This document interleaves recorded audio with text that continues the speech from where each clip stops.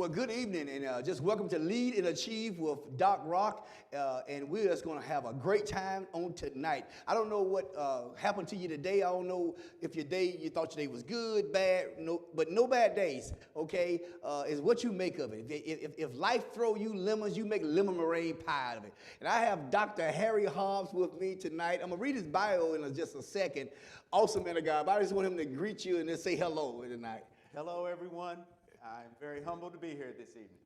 Awesome, awesome. We're going to have a good time tonight, and as we talk about leadership, we talk about his life and what it has entailed and all the things that, God and just hard work have brought you to. So Dr. Harry Hobbs, he is a U.S. Army soldier and Chief Warrant Officer from 1978 to 2007. And I'm going to read a lot of this because it's very relevant. He was an adjunct professor for Florida Tech in Huntsville, Redstone site. He was a professor of military science for the ROTC at Columbia High School. He was the police communication relationship officer in 2010 to 2014. He was Huntsville Utilities Education Director and Community Engagement Liaison. He had that job. He also was site director for the Florida Institute of Technology on the Huntsville Redstone campus.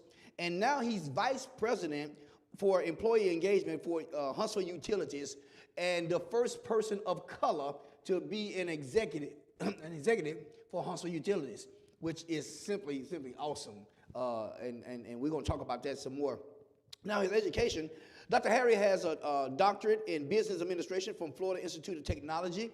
He also has a doctorate in human resource management from Pacific Western University in Hawaii. He has a master's of science degree in human resources from Murray State. He has a Bachelor of Science degree in Resource Management from Short State, in Dothan, Alabama. He has an Associate of Science degree in Missile and Munitions Technology from John C. Calhoun State College. Listen, he have more degrees than a thermometer. And he earned every one of them. He's a very smart man. Dr. Hobbs retired from the U.S. Army in 2007 with 29 years of military service. He then became the professor of military science of the JROTC at Columbia High School in Huntsville, Alabama, 2007 to 2010. In 2010, Dr. Hobbs was selected to be the Communication Relations Officer for Huntsville, Alabama Police Department until 2014. He was selected as the Youth Mentor of the Year by 100 Black Man organization in 2011. He was selected as the City of Madison Veteran of the Year in 2012. In 2013, he was inducted into the U.S. Army Ordnance Corps Hall of Fame. The first missile systems systems warrant officer in the history of the Army. I said in the history of the Army. Wow. In January 2014, he was presented the Madison County Annual Martin Luther King Unity Award. In 2014, he was presented the Whitney M. Young Community Service Award for the Boy Scouts of America. In May 2016, he was presented the City of Huntsville's Racial Harmony Award.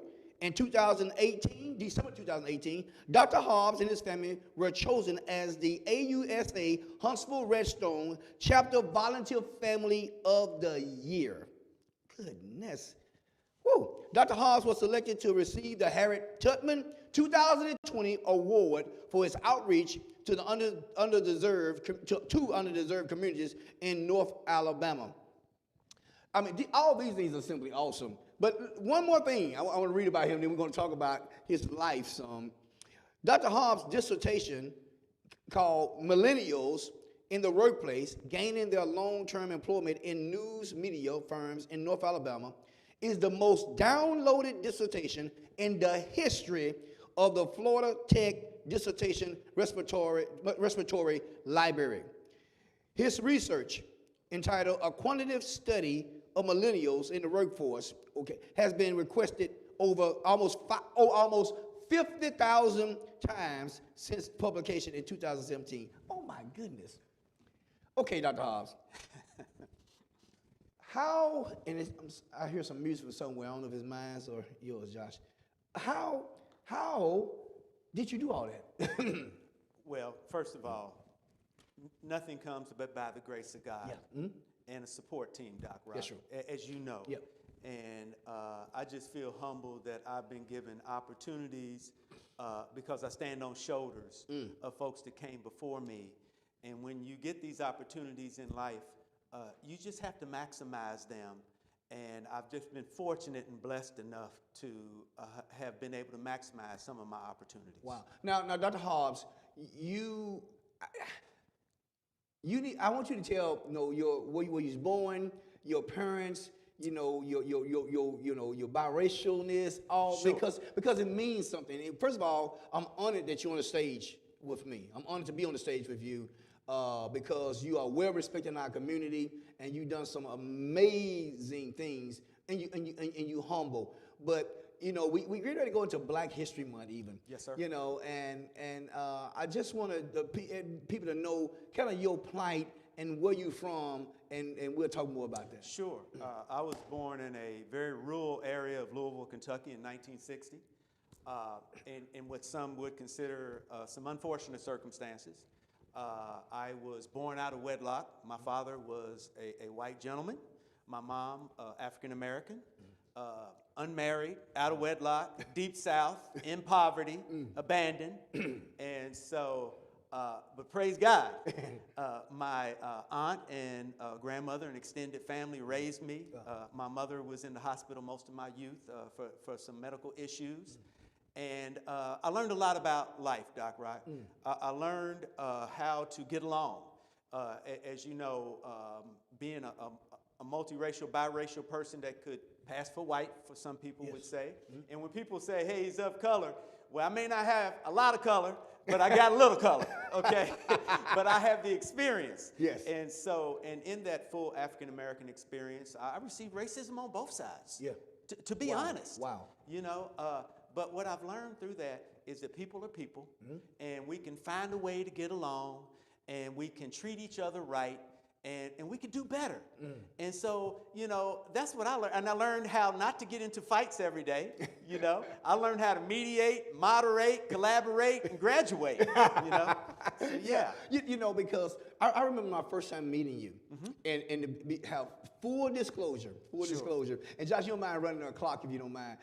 Full disclosure. I was like, I walked away and said, man, I like this guy. But I was trying to figure out, was you white or was you Black or was you Italian? I really said, I think he's Italian. Yeah, I think he's Italian. Yeah, he looks Italian. Well, I did my DNA genealogy and all that's in there, what you just said.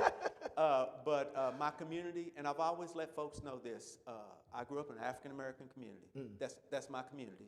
But I accept all that I am because God has put me in a position where I can use all that I am so I can help others that may not get opportunities that other people get. Are there times that, have there been times in your life that someone may have thought that you was, quote unquote, a white man? Oh my goodness, yes. I've been at some ethnic celebrations for African Americans, and I had one young man pretty much ask me on the stage, "Why are you here?" And so one of the gentlemen that knew me and knows my work pulled the young man off to the side and basically did that old adage, hey, don't judge a book by their cover. You don't know what experiences someone has, and we can't do the same thing to one another that other people have done to us. Right. Yeah. And you said something I think was key, is that you said, I've had the experience.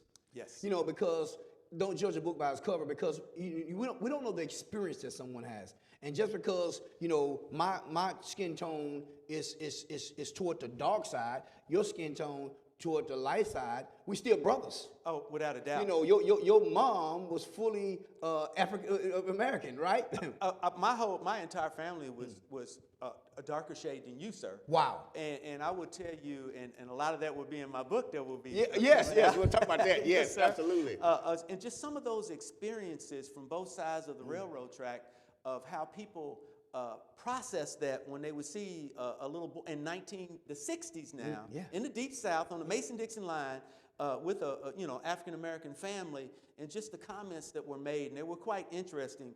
But through those building blocks, they helped make me who I am today, and have made me a servant for these different issues amongst the races. Wow. So when I look at leadership, and you and I both are big on leadership. We're big on self-development, personal development, business strategy, and those type things. So, and my definition of leadership, and I got this from Dr. Miles Monroe years ago, is that leadership is the capacity to influence others through inspiration, yes, motivated by a passion, generated by a vision, produced by a conviction, and ignited by a purpose. So I tell people leadership is influence.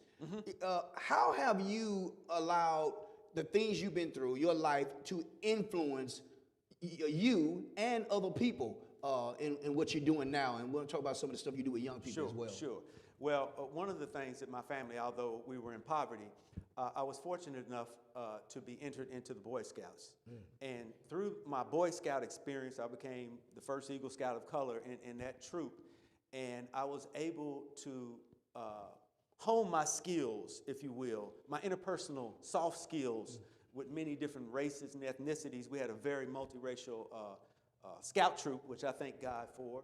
And then through that process, I realized what success looks like. And I realized education was the key. I realized that early, and realized how important it was to read, and to read everything. And to pay attention to people's body language and to the things they're not saying. And so those traits that I picked up, besides trustworthy, loyal, helpful, friendly, courteous, kind, obedient, cheerful, thrifty, brave, clean, and reverent, and that still rings true today. To just be the best person you can be at all times, because you represent yourself, your family, your community.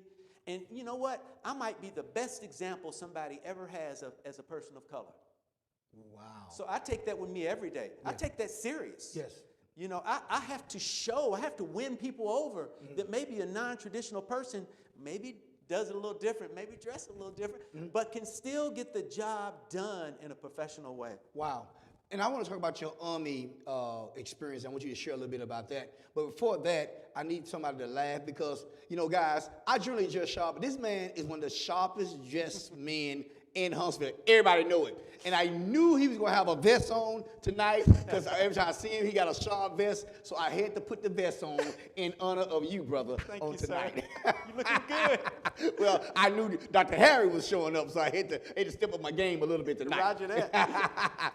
But being in the Army, yes, and coming from your background, how was the military? Was there acceptance of you as a biracial person? Was there acceptance? They accept your skills? Obviously, you're a smart man. They accept, what you brought and the value that you brought to the table. Well, I want to give kudos to my grandmother, because my grandmother was like a drill sergeant, okay? Because she had reduced resources. We had an extended family situation. She had to learn how to make the dollar go a long way in food and resources. And she made us do chores, and we built our work ethic. So when I went in the Army, I almost had a break, okay? I got to eat 3 times a day, had a bed, and was able to learn a skill. But seriously, just through my experiences of growing up in a home with no utilities and in an environment where reduced resources, it just made you appreciate opportunities. It made you appreciate when someone would give you a chance to do something. So when I realized I could, follow instructions, made Eagle Boy Scout, I realized the military was a good avenue to further my education, because my mother had a 6th grade education, my grandmother had a 3rd grade education, and I realized I had opportunities they didn't have. And so I told myself when I joined the military, I was going to be the best doggone soldier they ever saw. Wow. And yes, I had my ups and downs for the first 2 years until I was able to acclimate to the real military way. But once I met my beautiful bride, who happens to be multiracial as well, yes, we'll talk about that. African American and Asian Pacific, she grounded me, and I was ready to fly as a soldier. Wow. And it goes back to grandmothers. Oh my gosh, yes. That raising. I hate to say, most of the people I talk to, that's from African American descent, that has some success, it seemed like a grandmother was involved. Amen. Or an aunt was involved. Yes. You know, with myself, my Mama Sally was involved. You Yes. know, and then when she went on to be with the Lord and transition, then my wife's grandmother, who I just took as my grandmother, Yes. we call her Ma. Matter of fact, our place back here in the building is named after her. But you know, but she was there, Yes. speaking life into you, saying what you can do. I always believe, Dr. Harry, that you got to have somebody who believes in you. Oh my gosh, yes. And you mentioned aunt. I was in an extended family situation. Grandmother and grandfather were the matriarch and patriarch, but my aunt was there. And my aunt was like my mother because of my mother's medical situation. Yeah. And when I was a soldier and went to war, she wrote me letters. And then there was an event when I was 7 years old, and I received third-degree burns on my back through an unfortunate accident.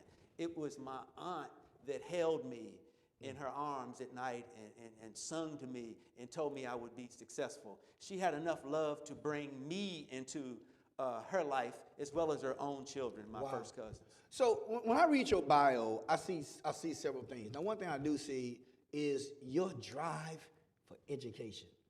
And you mentioned it earlier. I mean, when did that happen? I mean, I know you driven to be an educated man, but was that when you was a young boy that you like, okay, I need to read, I need education? Was it something that you saw? I mean, what pushed you, what drove you to this place of education? My grandfather, my grandmother, she cleaned homes for very affluent Caucasian folks, and we met some very nice folks that was very influential in the community. And my grandfather would do the landscaping, and I used to go to work with them. Yeah. And I remember I was over one of the doctor's homes, and I was 7 or 8 years old, and I saw all his doctorate degree and certificates on the wall. And he came over and he told me, Harry, one day you could be a doctor. You could receive education too. And when he spoke that into me, and $1 million home, Mercedes, I didn't really know what the name of the car was then, but all of that, and it's not about that, but when someone of influence tells you, Doc Rock, you can do it, you know what? I believed him. Right. Wow. I believed him. You believed him. And they gave you the drive. Yes. Now, so in saying that, look how important, and those who are watching, I know you may agree, how important someone with a positive attitude speaking into your life. Oh my gosh, yes. I mean, you can do it. Yes. And I think sometimes some people just need someone of influence, someone who have some level of success. And success is not $1 million, it's not a house on the hill. I believe success is you fulfilling the mandate that's on your life, right? Amen. Okay, but somebody of success, male or female, saying you can do it. Oh, yes. I'm where I'm at because somebody said, hey, you can do it. I believe in you. Because there's times in our life, that we, when we're doing self-discovery, we doubt ourselves. Well, yes. And that's what also drove me and my wife to build our youth foundation, CAFE, Community Awareness for Youth. Let's talk about this. Oh my Please gosh. let them know what's going on. Community Awareness for Youth, if you've been under rock the last 10 years, it's the largest youth event in all of North Alabama. The largest youth event in all of North Alabama. And it's sponsored by the city of Huntsville, was the Multicultural Affairs, my good friend Mr. Kenny Anderson, now Diversity, Equity, and Inclusion Office. And that's an event that now is housed at Calhoun, one of my many alma maters here in the Huntsville location. And what we do is we have an event where we have book bags and school supplies for about 2,500 kids. And they come, they get these book bags, school supplies, so they can have what they need to be successful in school. And I know we're in COVID now for the last 2 years, but normally it was interactive. We had about 100 sponsors. It was a networking hub. Right. And then we had CAFE, and we would have health, education, careers, and finances were the 4 different pillars of success. Because what I told myself, if I ever became successful, I wanted to set up a vehicle for young folks so they could be successful, not by accident, but intentionally and on purpose. And oh, by the way, we also have a Young Citizen of the Month event where several sponsors, we would recognize a young person, bring them to city council, meet all of the mayor, the city council folks, give them a lot of great gifts, and then set them up as an example for other folks to follow.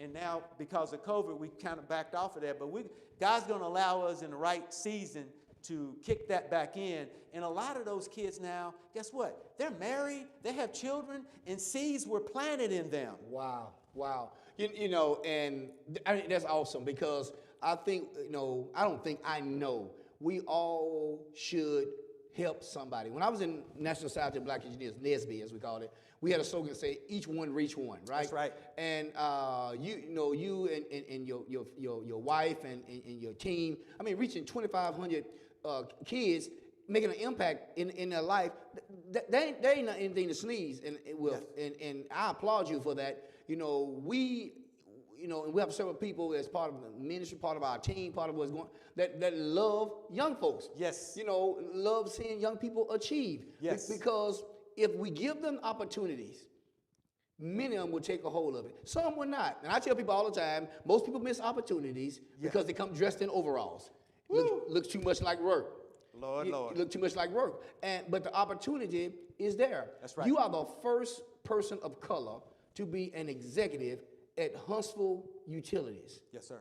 How did it happen? Well, I tell you, 81-year-old company, foundational, the largest municipality in all North Alabama, over 725 employees, and I pinch myself every day, Doc Rock. Okay, how did it happen? It was a miracle from God. Amen? Amen. It was a miracle from God that took an unwanted child on the Mason-Dixon line, took him through the military, took him through some levels of education, took him through the fire. I told you about one. It was actually a couple times, but that's in the book. And I had some soul searching to do, and I found my faith. Amen? And through other folks opening the door, some of them looked like me, some of them didn't look like me. And being humble, obedient, and appreciating, and then maximizing those opportunities led to where I'm at today. Wow. It led to where I'm at today. People ask me, you in 2 Army Halls of Fame, how did you do it? By going to work every day. Wow. By doing what's right you don't see that when you go in, 30 years later, I'm going to be the first. No, you do your job whether you think somebody's looking or not, because guess what? Somebody's always looking. My goodness. You do your job whether somebody's looking or not, because somebody's always looking. Always. And we cannot escape work. Yes. We can, and I think sometimes people see the glory. They see all what's happening. But there's a story behind. Yes. Okay. I was speaking last night there in Florence, and I made the statement. I said, now, you see me up here on this stage. You see me on stages around the world. I said, but what you don't see is me in my chair reading my head off, studying, listening to podcasts, looking at YouTubes, okay, researching about how people respond in the brain and psychology and sociology and all those things, okay, which is education. It's not just formal education. Education is any time you're learning. But all those things takes work. Well, and here's the other thing. Your reputation precedes you. Because here's what I would tell you. People have lied on me. Excuse me. I'll put this back on you. People have lied people will lie on you. People will do what people do. People will hate for young folks. Okay? But really, your only defense is your reputation and who you are. Right. And then you can show people every day that that's not true. So don't think, as you said, that there weren't some challenges. When you was talking about that most downloaded dissertation, during that process, someone said that I think that he might be plagiarizing my idea. Wow. And here I am going through my second doctorate program, and I got a fellow student that's, hating because I have picked the right subject, millennials, but you know what? God showed who was telling the truth, okay? Yeah. God showed who was telling the truth. So don't think God has walked away from you because you go through challenges. You're going to go through challenges. Right. Because challenges let you know you're alive and you can appreciate it. If you're always on the mountaintop, how are you going to appreciate the sunlight? That's true. That's true. So no, you can't. That's true. That's true. You cannot. And now, are there anything we can share? And then I want to get to your wife and the book that you all get ready to write. Can you share about your dissertation when it comes to millennials? Because You know, when we hear the word millennials, they lazy, they don't want to do anything, they entitled, you know, those millennials. I mean, the millennials get such a hard, you know, sale. I mean, people just beat them up. I'm like, really? They are great young people. Let me look right into the camera and let you know. Millennials will choose most of our nursing homes. I've raised 2 millennials. Millennials are smart. Millennials are hardworking. Millennials love technology. And millennials are almost 50% of the living population on the third rock from the sun. So with all that said, we need to love millennials, listen to what they have to say, and try to maximize their talents. Because, you know, as us boomers are leaving the workspace, as Generation X is moving up, as Generation Z, my grandchild, 18-year-old grandchild is coming in, we have all these generations in the workspace, and you have to learn what leadership style works for them best. And what works best for millennials is a collegiate type of leadership. They don't need to be micromanaged. They don't need to have a door. They don't need to have walls. They don't need to have a certain parking spot. But Doc Rock, I work for mine, and I'm keeping mine. Okay? Okay, yeah, just so you know. Yeah, me too. You know, okay, but there's room for them in the way that they do business. And then you have to understand they got to stay connected all the time. Don't get mad because they're on their phone. They like to collaborate. They like to maximize technology. And you know what? Some of them, even if they may not come in at 7:30 in the morning like me, but if you come in at 8:15 and you give me what I need, I'm going to look the other way. Okay, so those are the things we got to get out of our stiff way of doing business, because here's the other thing. When you bring in a millennial and you train them, they'll leave every 3 years and find a better job or a better boss, because they don't leave the job, they leave the boss. They leave the boss. If you don't give them the latitude they need. That's right. And then you got to give them the confirmation that they're doing the job they need. And they're not as strict with chain of command. They may come to work, walk right in the boss's office and say, hey, Bob, I got an idea. And we're like, oh, hold on now. But we have to understand that's the way they do business. And then we just got to understand their value. Because we can't succeed in the workspace without millennials. Wow. We can't succeed.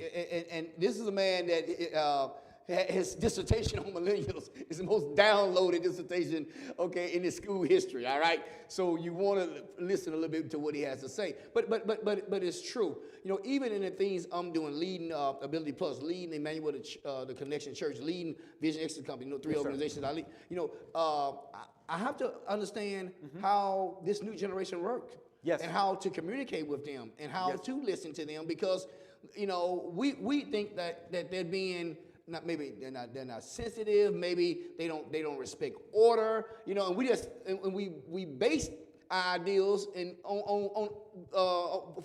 for them on us. Right. You know, and our place of reference is how we was brought up. And they can be bad. And that's why we have to read. And that's why we have to be experiential. And we got to experience things. And here's the other thing I tell folks: you want to be successful. You know, if everybody in your group looks like you, thinks like you, and you're totally homogeneous, not homophobic, homogeneous, then, you know, that's too much like-think. You've got to get other folks that don't look like you to have different experience to grow who you are.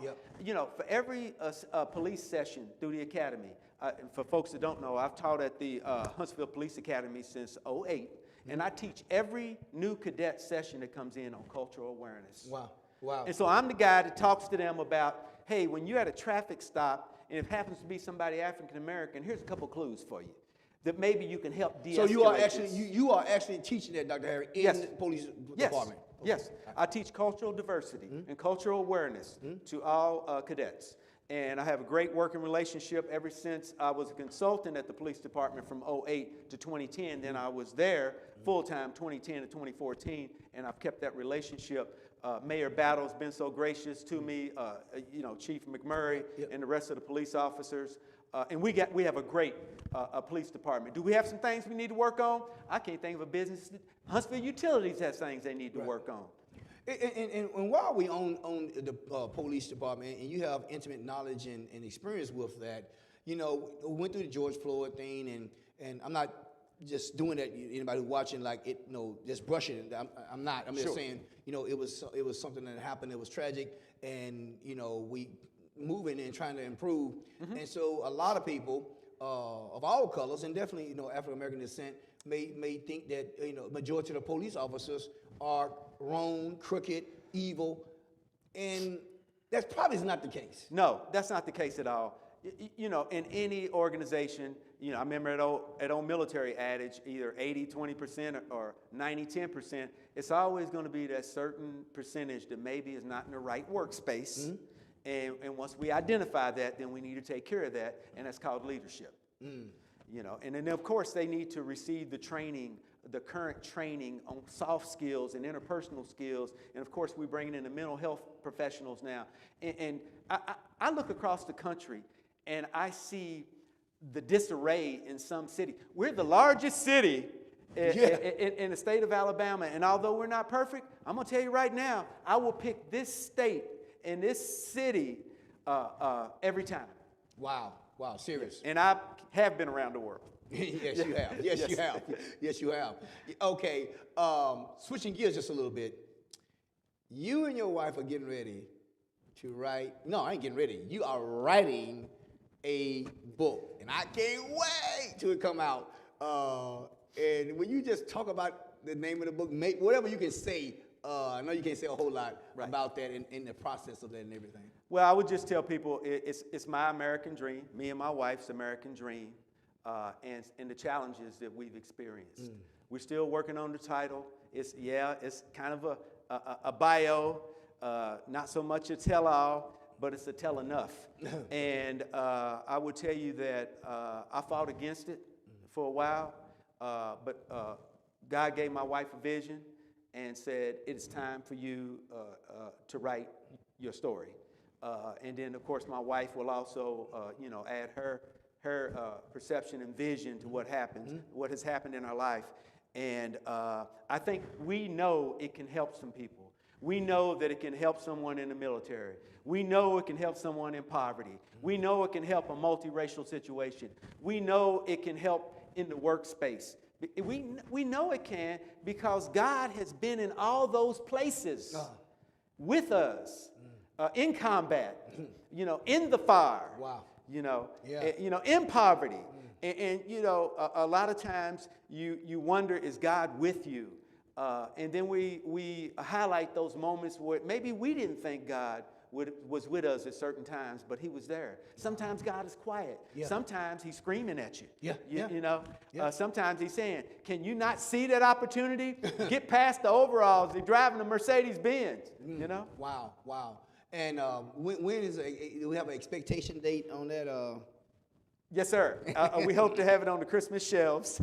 Okay, all right. December 2022. Okay. And by the way, Doc Rock, thank you for you making a recommendation for the publishing firm and editor we're working with. My wife and I are very, very appreciative of that. And here's another thing about success. Success breeds success. This young man is one of the most successful men in all North Alabama, and he's going to reach out and help me instead of the crab tech. Only one of us can make it. No, this is not the Matrix. There's more than one. Yes. Okay. Yeah. Well, it was my privilege to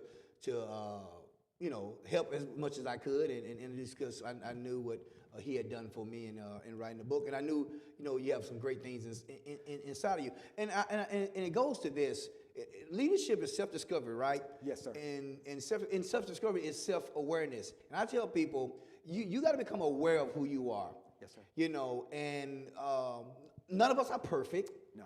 We all have strengths and we all have weaknesses. That's correct. Right? And so I tell people, the power to define is the power to determine destiny. Mm-hmm. So if you get your definition from other people and other things, they can, they have the power to push your destiny to where they want it to be.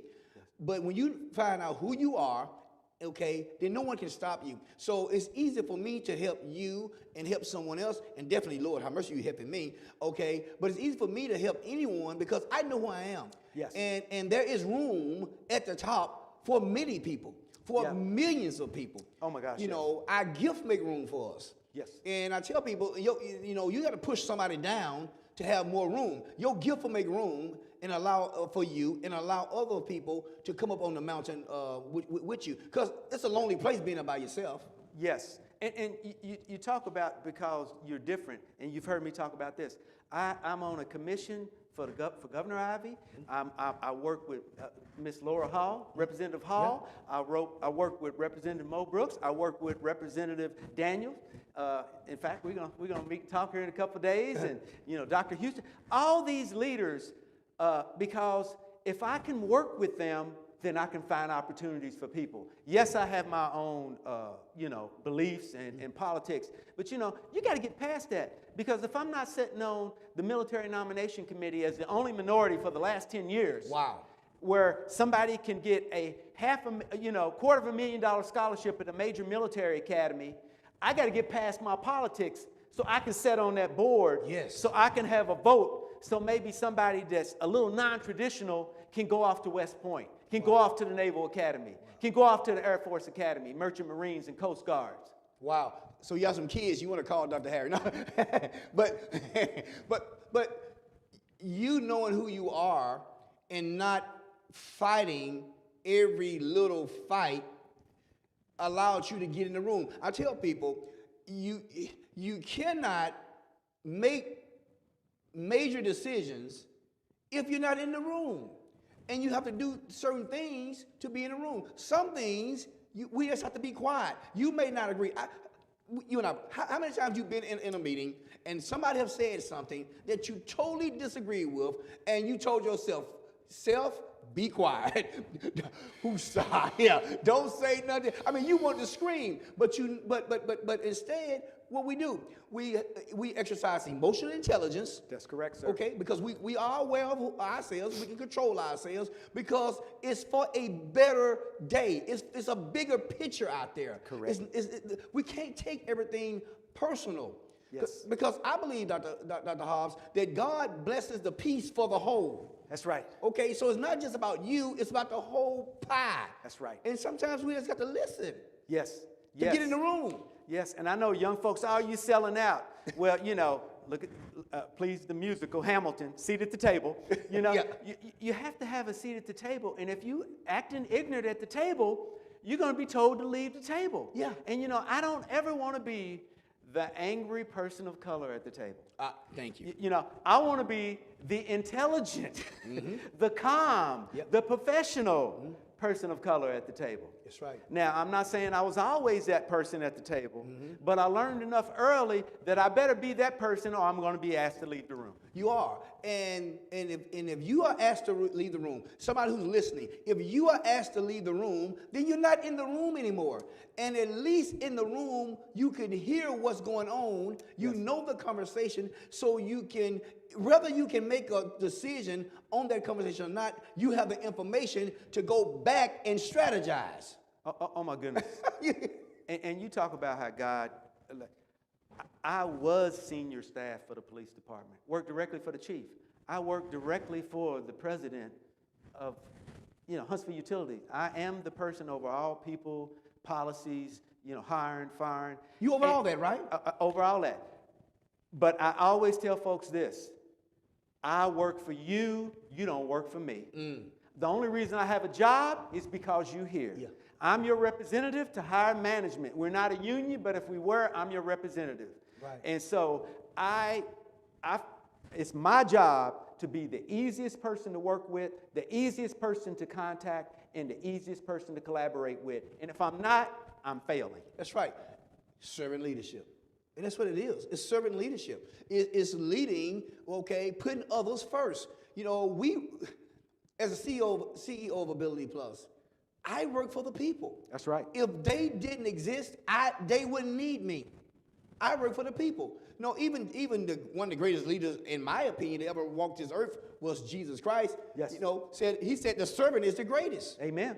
I mean, so we have to, and I think sometimes our ego and not knowing who we are, we get the big head, and so now we have arrived. Now I'm the CEO. Now I'm the executive at Huntsville Utilities. You gonna do what I say? I'm the man. But you didn't get to that position to do that. You got to that position to help somebody, to bring them along, to serve. To serve. Because here's what I tell folks that good, full of themselves. Understand this. You got voted in, you can get voted out. Absolutely. And it only takes one bad day. That's right. I tell folks all the time, don't get mad at me, sir. I'm not allowed to have a bad hair day. Okay?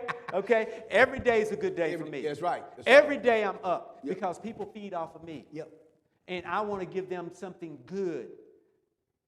I don't need to bring my baggage there. I take that to the Lord, and I got my mentors. I got my brothers, I need to be up every day. Yep. And if here I am, where I'm at in the structure, and if I'm down, how do you think somebody feels just got to go outside in the cold, rain, sleet, and snow, go up a pole or get in the hole? I know. Come on now. No, come on. Yeah, no, you're right. And I think one of the things that burned me, and me, I'm a servant leader. Yes, I always sir. tell people, and I tell them at every place I lead, that don't let the suit fool you. Right. I vacuum the floor. Sometimes, I take the garbage out. If a piece of paper is on the ground, I'm going to pick it up. We all in this together. We all trying to make the organization a better organization to help people. And, we all here because of grace. And speaking of grace, I do want to thank again Mayor Battle for selecting me early in my career to do things for the police department. Wow. And for Chief Hudson and Chief McMurray. And I want to thank my CEO and president, Mr. Wes Kelly, because he decided to pick somebody a little different after, he interviewed close to 50 people across these 50 United States and these 50 states. And I feel so humbled. And I'm never going to get tired of feeling humbled. I'm not going to get tired of being a servant, because my grandfather worked up till he was 80 years old, back-breaking work, because that's what he could get then. So I'm pumped up, motivated, and you don't have to turn me on. You may have to turn me off or turn me down. Wow. You said something, Dr. Hobbs, that's pretty powerful. You said you're not tired of being humble. And, we was talking in the office before we got out here on the stage, and that struck me. You're not tired of being humble. So many of us have no humility. And don't get me wrong, there have been times in my life that I was arrogant. Sure, we all have had that. And when you are arrogant, you have not came to the maturity of who you are. Preach. You haven't came to the maturity of who you are. But when you come to the maturity of who you are, you run from arrogance. Now, you confident, don't get me wrong, okay? We confident, but you humble because you like, man, wow, me.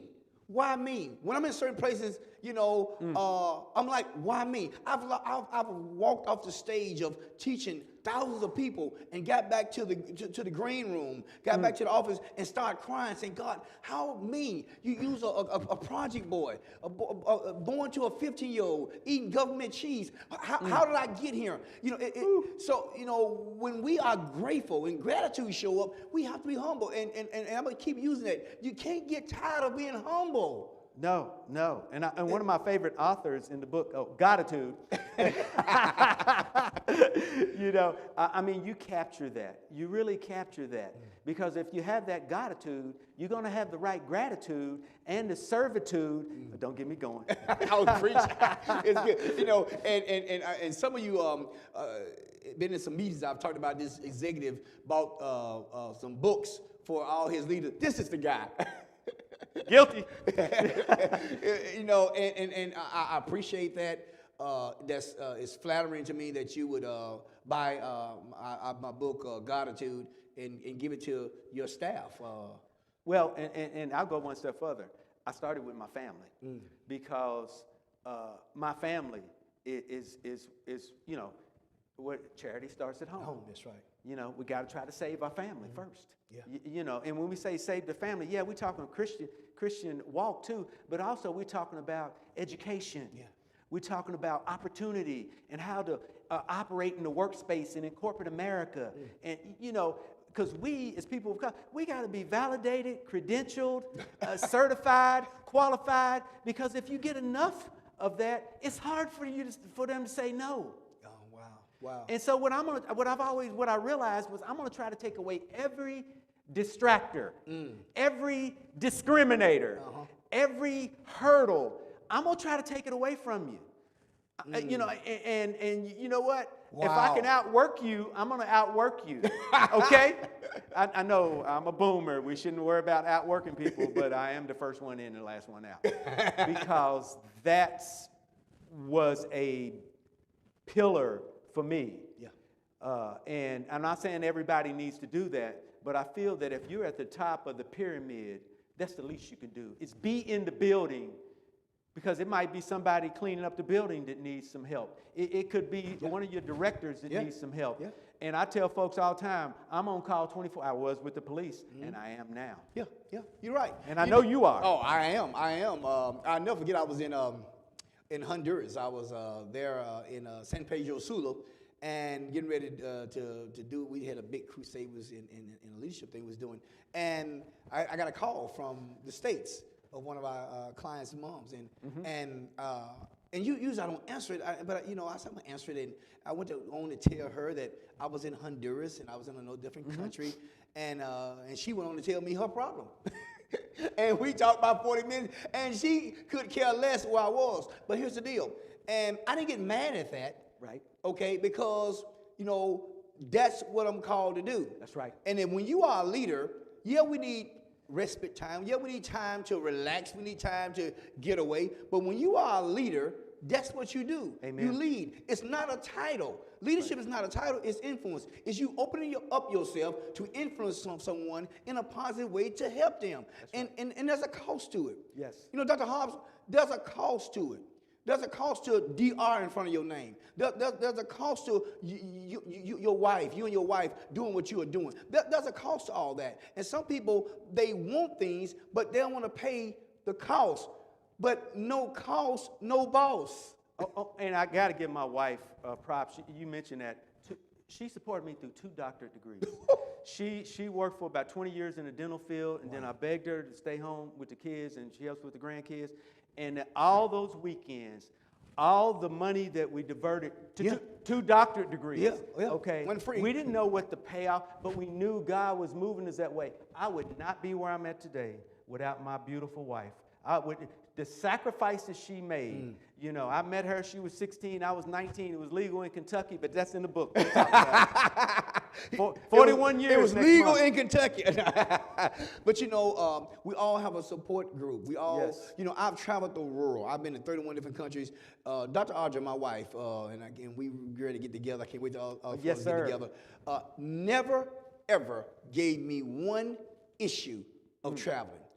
She stayed home with the kids, helped raise our kids. She never, ever, I never came home from a trip and she said, man, you left me by myself, or no. She supported the vision and the mission God had on my life. That's right. And that's very important. And that was very important for me, because I could not have done what I did without that. No, just wouldn't have happened. No doubt. And you mentioned your wife, Erica Hobbs. Yeah. And Erica's awesome. Now let's talk about Erica for a minute. Yes. And we got a few more minutes, and we're gonna let you go. Now Erica is biracial as well. Yes, she's multiracial. She's multiracial. So I want to talk about that. She is African American, Asian Pacific, as well as Native American. And so, brown skin. You met my wife. Yes. You know, you might be 1 or 2, you know, shades, but she is just a wonderful woman. And throughout our career, you know, we were the only ones in the room, whether I was a senior officer, whether I was with the police, whatever. But she's always handled that with such grace, with such a dignity. And yes, we've been victims of racism on both sides. On both sides. On both sides, brother. You know, folks asking each of us at different times, why are you with that person? It was equal opportunity that way. Yeah. You know, but, when I met her, I was recovering from a medical situation, and she took me as I was, brother. Wow. And so that's all I, you know. Wow, and the book wow. And now, I think you told me you had we was at breakfast one day that you have 2 daughters. I have 2 daughters. Now, 32 and 40. now, both of them the same shade of color. That you told me different. They are a little different. One kind of identifies a little bit more with her African American roots, and one identifies a little bit more with her Asian American roots. But yes, they. And here's what I tell kids all the time: is that you be who you are. See, I like that. I want you. Yeah. I mean, claim all that you are, but be who you are. You don't have to choose one. Wow. You know what I choose? I choose all of it. You choose all of it. I choose all of it. Did you all hear what he just said? Claim all of you, but be who you are. Yeah. Choose. Yeah. You don't have to let somebody put you in some box. No. Because what happens is people say, "Are you this? Are you that?" Especially in your case. Yeah. And now kids are confused. They depressed because somebody forced them to be in some box. No, yes. You all of that. Yes. And I would tell you, as I was growing up, there were people in my own family that didn't like that. You're African American. And I said, yes, I am. But I'm this too. How can I hide being this too? Yeah. And I've had, people in the military try to tell me you can only select this racial box. In fact, they changed the officer racial box because of some of the protests that I did in the military. Wow. So, wow. And I would tell you when I was born, it said I was African American on my birth certificate. When I got married, it said I was Caucasian. In the military, it told me I was multiracial. So I'm just a child of God. You're just a child of God. Yeah. And that's what I like about you, Dr. Hobbs, because you know you are, you know who you call to help. You don't run from any of it. No. You embrace it. And I think that's what we have to do as individuals. Those we see your chats, and we thank you. Great chats. People are putting down, love it. I'm not tired of being humble. Come to a place of maturity, who you are. I mean, just many chats that are on here, and people are on right now, Dr. Harry. And we have a couple more minutes to go. Anything that we haven't covered that you would like to express, talk about before we get off tonight? I would just say I have a special affinity for working with young men of color. Mm-hmm. I'm a mentor for a lot of young men of color, and I mentor white men, males, females, all. But I feel that because of my experience and because of how things are in America, seemingly sometimes so many doors are shut for young men of color. That's part of my calling. Yeah. And so I feel very privileged to do that. And so I would tell you that whatever your calling is, even if you're African American and your calling is to work with young white folks, I mean, it takes everybody in the room. Yes, it takes everybody in the room. Yes, and we just got to get past these, differences, these political differences. Yes, we don't leverage your faith. Keep your Christian faith, but we got to find a way to work together. Because guess what? This is the only planet I know of. That's right. So I'm going to make it work. Have to. So, excuse me. So take that and let's roll with it. Let's go with that. Let's go forward with that. Because what Dr. Harry have shared tonight, what we've been talking about, being yourself, coming from wherever your background you come from, embracing that, being the best that you can be. I believe you have to have God to do that. Amen. Personally. And I know Dr. Hobbs do too. But he got to where he's at in life. We all get to where we are in life because of other people, take a village, and us in working hard. That's right. You're not going to escape not working hard. That's right. So go ahead and work hard. We're going to keep leading. We're going to keep achieving. We're going to be together in next month, every second and fourth Thursday of each month, we're going to have somebody, a guest, and as we lead and achieve, and no bad days. Excuse me, no bad days. No bad days. No bad days. You can have a bad minute, bad hour, no bad days. Hey, get the book. Get the book. Gratitude. Okay, we'll have Dr. Harris when he comes, but get the book. It's hot off the press. People buying it. They are really enjoying it and really growing from it in a powerful way. So here's the deal. No bad days. So it's Super Sunday. It's Marvelous Monday. It's Terrific Tuesday. It's Wonderful Wednesday. It's Triumphant Thursday. It's Fantastic Friday. And it's Successful Saturday. I'm Doc Rock. This is Dr. Hobbs. We'll see you at the top. See you later.